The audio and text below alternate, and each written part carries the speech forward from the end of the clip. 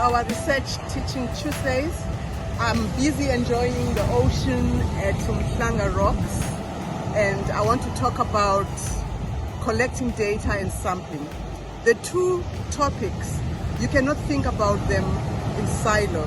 They are integrated, and they are also connected to your epistemological approach and your research questions. You could be asking a very interesting question, for example, and say, what are the factors that could have led to the ruling party losing hegemony in the political landscape? And if you are looking at this from a positivist point of view, you might look at it from a theoretical perspective of voter behavior in a developmental state.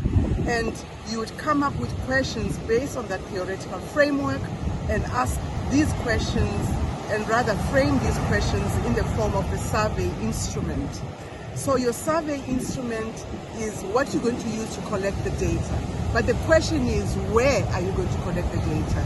This is where we think about sampling issues, and the first topic in sampling issues is your unit of analysis. Do you want to analyze this data from the perspective of the voters, or do you want to analyze it from the perspective of policymakers?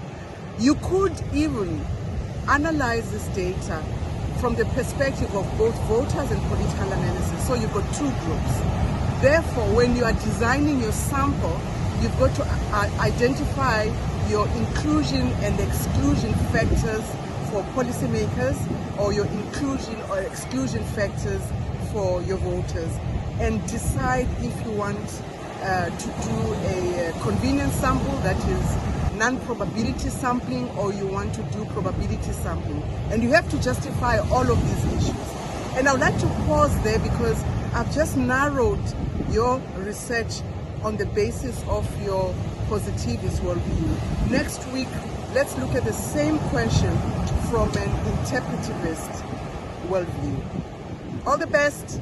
Take care. See you next Tuesday.